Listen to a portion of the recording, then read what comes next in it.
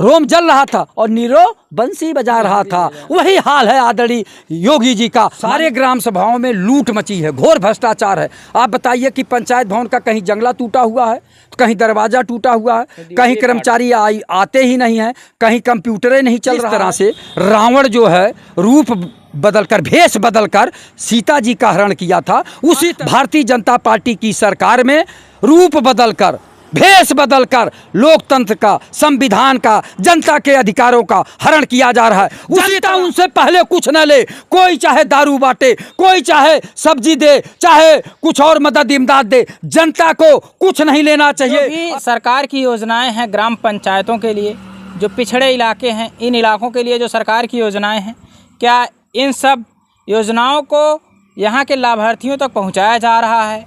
ये भी सवाल है। अगर पहुंचाया जा रहा है तो उसका सही उपयोग हो रहा है कि नहीं हो रहा है, ये भी सवाल है। अगर सही उपयोग हो रहा है तो कहाँ कहाँ हो रहा है? पंचायत भवन बनाया गया है, सामुदायिक शौचालय बनाया गया है, आरआरसी सेंटर बनाया गया है, आयुष्मान आरोग्य मंदिर बनाया गया है, लेकिन ये आयुष्मान आरोग्य मंदिर चलता है कि बस ताला लगा रहता है? ये भी सवाल है, क्योंकि तमाम जगहों पर आरोप लगते हैं, तमाम खबरें वायरल होती हैं कि हमारे यहाँ पंचायत भवन का ताला बंद रहता है, दरवाज़ा गायब हो गया है। क्योंकि दरवाज़ा अगर अच्छा लगाया होता तो दरवाज़ा नहीं गायब होता, क्योंकि तमाम पंचायत भवन ऐसे हैं जिनमें दरवाजे भी सुरक्षित हैं और वहाँ अधिकारी भी बैठते हैं, वहाँ प्रशासनिक लोग भी आते हैं, वहाँ पर लेखपाल महोदय आते हैं। लेकिन क्या सभी ग्राम पंचायतों के लिए ये नियम लागू नहीं है? ये सब सवाल, सारे सवाल हैं। सारे सवालों का जवाब हम भ्रष्टाचार निवारण परिषद के जो राष्ट्रीय अध्यक्ष जी हैं लालजीत यादव जी, इनसे बात करेंगे। जो हमने सवाल पूछा है पंचायत भवन को लेकर के, एक पंचायत भवन बीनापारा, जिसका नाम आपने सुना होगा या जिसका वीडियो आपने देखा होगा, इतना सुंदर बना है। सुंदरता के साथ साथ वो चलता भी है, केवल ये बना के नहीं खाका दे दिया गया, हाँ लो भैया बन गया 22 लाख वाला पंचायत भवन। क्या इस प्रकार से और पंचायत भवनों में व्यवस्था होनी चाहिए या नहीं होनी चाहिए? क्या इसका संज्ञान आपके दिमाग में है या नहीं है? सचिन जी, ये बहुत वाजिब सवाल है आपका। बीनापारा में जो है सारी व्यवस्थाएं सुसज्जित दिखाई दे रही हैं, लेकिन आजमगढ़ ज़िले में 1-2 ग्राम सभाओं में इस तरह की व्यवस्था है, नहीं तो सारे ग्राम सभाओं में लूट मची है, घोर भ्रष्टाचार है। आप बताइए कि पंचायत भवन का कहीं जंगला टूटा हुआ है, कहीं दरवाज़ा टूटा हुआ है, कहीं कर्मचारी आते ही नहीं है, कहीं कंप्यूटरें नहीं चल रहा है, कभी कंप्यूटर प्रधान घर पे रखा है, कहीं कहीं कंप्यूटर ग्राम प्रधान के घर रखा हुआ है। और सबसे बड़ी बात है, जो आवास मिल रहा सरकार की तरफ से, माननीय मुख्यमंत्री जी की योजना है, बड़ी अच्छी योजना है, लेकिन ग्राम प्रधान जो है जब तक 20,000 रुपया ले नहीं लेता तब तक देता नहीं। अब पात्रों को दे देगा लेकिन पात्र को नहीं देगा। आप बताइए कि जो है 12,000 शौचालय के मिलता है, जब तक 2,000 नहीं ले लेंगे तब तक आपको शौचालय नहीं मिलेगा, और जब तक 20,000 नहीं ले लेंगे तब तक आपको आवास नहीं मिलेगा। और आवास जो इतने मिले हैं उसमें 50% से ज़्यादा पात्रों को पहले दे दिया जाता है। पात्र तो पाते ही नहीं, भटकते रहते हैं। मैं अपने बता रहा हूँ कि हम लोग तो जागरूक हैं, जागरूकों के गाँव में ये दशा है कि हमारे गाँव में जो है कोटेदार जो है, जहाँ जनता को 5 यूनिट पे जो है 25 किलो अनाज मिलना चाहिए, ग्राम सभा चरौगा और तहसील फूलपुर आजमगढ़ जिले की बात बता रहा हूं, वहां जो है 5 किलो काट लेता है और 20 किलो देता है, और जो विरोध करता है उसका 10 बार में अंगूठा लगता है, एक बार में लगभग नहीं करता। इतना पजिल कर देता है, इतना परेशान कर देता है कि आदमी को मजबूरन अपनी आवाज को दबाना पड़ता है। तो ये नौबत है। और ग्राम प्रधान भी साथ देता है, साठ गांठ रहती है, ग्राम प्रधान जो है उससे साठ गांठ करके वो करते हैं। और अधिकारी जैसे ये खाद्य निरीक्षक होते हैं उन्हें दौरा करना चाहिए, और जिला पूर्त अधिकारी को दौरा करना चाहिए, एसडीएम को दौरा करना चाहिए, देखना चाहिए। लेकिन ये लोग जो है एक तरह से साठ गांठ करके सारे अधिकारी और ये ग्राम प्रधान और कोटेदार मिली भगत करके जनता का खून चूस ले रहे हैं, जनता के हक को लूट ले रहे हैं। और सरकार कहती है कि हम जनता को तमाम योजनाओं का लाभ दे रहे हैं। अरे जब लाभ की योजनाओं का आप दे रहे हैं तो उनके तक पहुंचे तब ने वो महसूस करें। नहीं खुलता है रोज पंचायत भवन आपके यहाँ खुलता है क्या?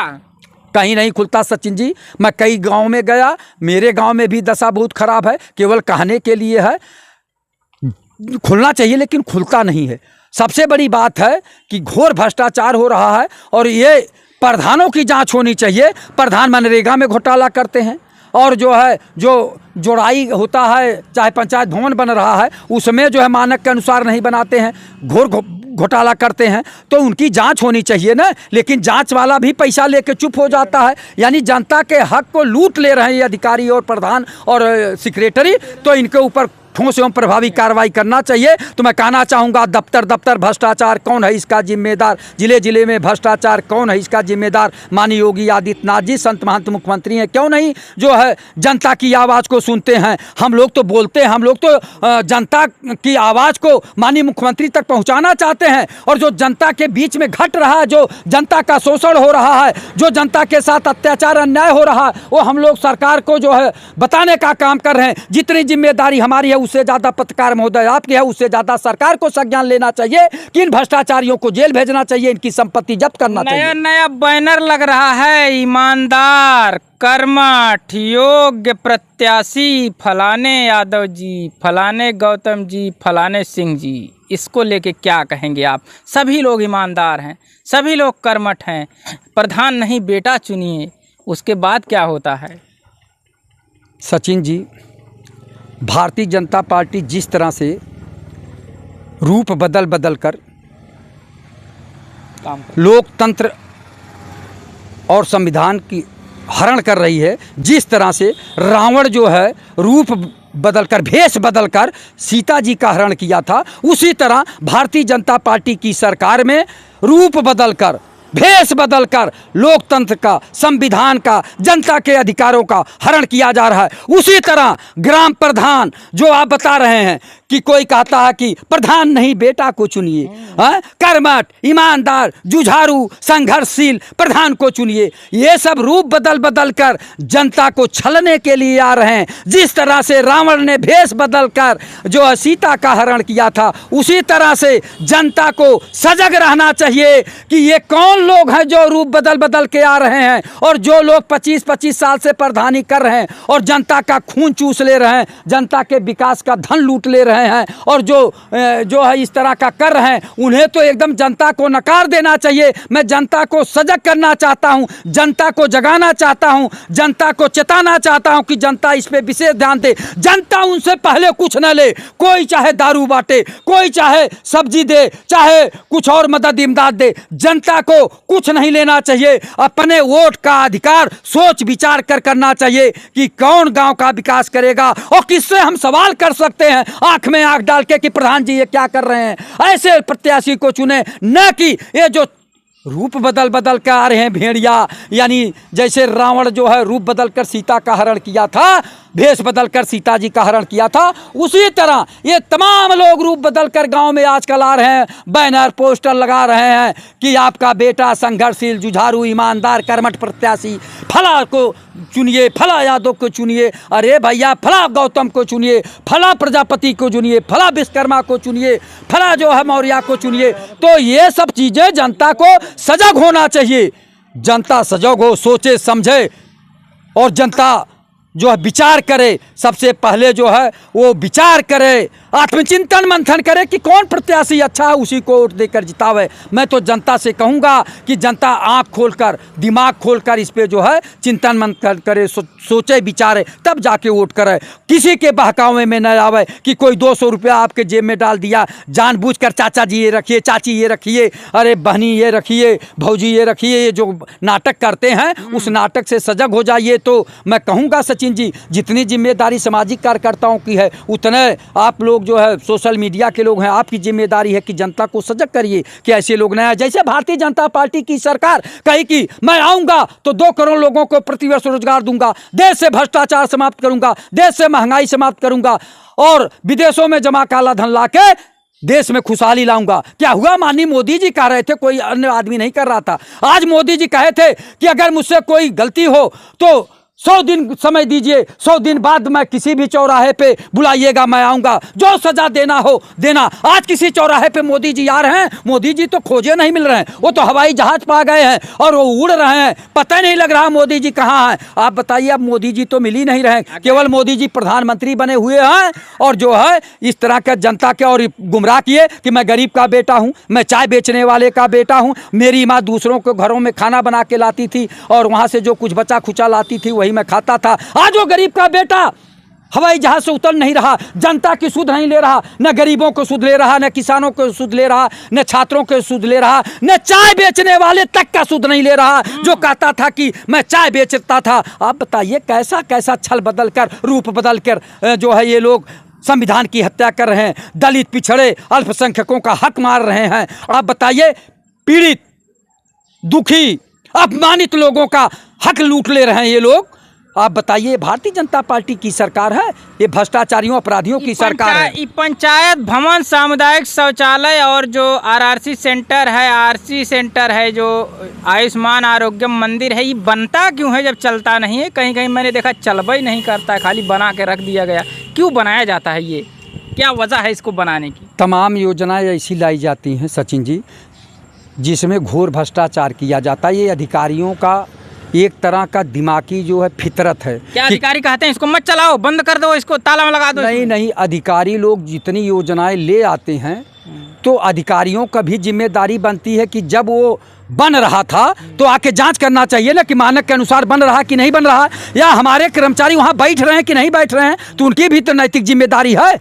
अचानक आवे, बिना बताए आवे कि मैं आज वहाँ जा रहा हूँ, अपने आप बतावें, ड्राइवर को भी न बतावें, केवल इशारे से कहें कि हाँ चलो उस गांव में पहुँचे। जैसे एसपी साहब का भ्रमण हो रहा है इस समय। हाँ, होना चाहिए, तो कर्मठ एसपी हैं, अगर हैं तो उनकी तारीफ भी होना चाहिए, प्रशंसा भी होना चाहिए। बताए थानों की जाँच चल रही है। ठीक है, अगर कौन अनिल कुमार मिश्रा जी हैं? अनिल कुमार जी उनका नाम है, बिगरू कांड वाला जिन्होंने अंजाम दिया। हाँ, तो अनिल कुमार जी हैं, अच्छे अधिकारी हैं, अगर काम कर रहे हैं ठीक है। आपके ज़िले में, हमारे ज़िले में आजमगढ़ में जो है रविंद्र कुमार जी हैं, अच्छे अधिकारी हैं। इस समय उन्होंने भी थोड़ा काम किया है और ईमानदारी से उन्होंने अधिकारियों कर्मचारियों को थोड़ा जो है निर्देश दिया है, तो वो अच्छे अधिकारी हैं और उन्हें थोड़ा और सख्त होना पड़ेगा कि किसी भी गाँव में अचानक जो है जाके देखें कि वहाँ का पंचायत भवन खुला हुआ है, आरसीसी सेंटर खुला है कि नहीं है, कौन सा आरोग्य मंदिर खुला है कि नहीं खुला है, तो ये सब पे जाँच करना चाहिए। तब न जो है जनता का अधिकार मिलेगा, जनता को न्याय मिलेगा, जनता के जो है सुविधा मिलेगी। नहीं तो जनता को सुविधा मिल कहाँ रही है? जनता की सुविधा के लिए तमाम चीज़ें की योजना चल रही, लेकिन जनता तक पहुँच नहीं रही है। इसलिए मैं माननीय योगी आदित्यनाथ जी से निवेदन करना चाहूँगा कि आपकी सरकार में, भारतीय जनता पार्टी की सरकार में, माननीय मुख्यमंत्री जी योगी आदित्यनाथ जी, आपकी सरकार में घोर भ्रष्टाचार हो रहा, घोर अपराध हो रहा। ओ, आप आँख कान मुने हुए हैं, आप तो दिव्य दृष्टि है ना, आप तो योगी हैं, आपको तो चेतना चाहिए कि ये क्या हो रहा है, लेकिन ये आप सोए हुए हैं। जैसे रोम जल रहा था और नीरो बंसी बजा रहा था, वही हाल है आदरणीय योगी जी का। माननीय योगी जी से मैं निवेदन करना चाहूँगा कि आप जनता की आवाज़ सुनिए, बेबस लाचारों की आवाज़ सुनिए, गरीबों की आवाज़ सुनिए, पीड़ितों की आवाज़ सुनिए, अपमानित लोगों की आवाज़ सुनिए, तब माननीय मुख्यमंत्री जी आपकी पूजा होगी। नहीं तो जनता आपसे ऊब गई है, सोच रही है कब योगी जी का शासन जाए और कोई दूसरी सरकार बने, तब जनता को न्याय मिले। तो माननीय योगी जी ऐसा काम करिए कि कुछ काम ऐसा करिए कि जनता आपको याद करे, नहीं तो जैसे और मुख्यमंत्री थे वैसे आप भी होंगे। माननीय मुख्यमंत्री जी, आप योगी और संत हैं, तो आपको समान दृष्टि से सबको देखना चाहिए। न दलितों का उत्पीड़न हो, न पिछड़ों का हो, लेकिन आपके राज्य में पिछड़े और दलितों और अल्पसंख्यक के ऊपर घोर अत्याचार हो रहा है। इसको रोकने का प्रबंध करिए। जय हिंद, जय भारत।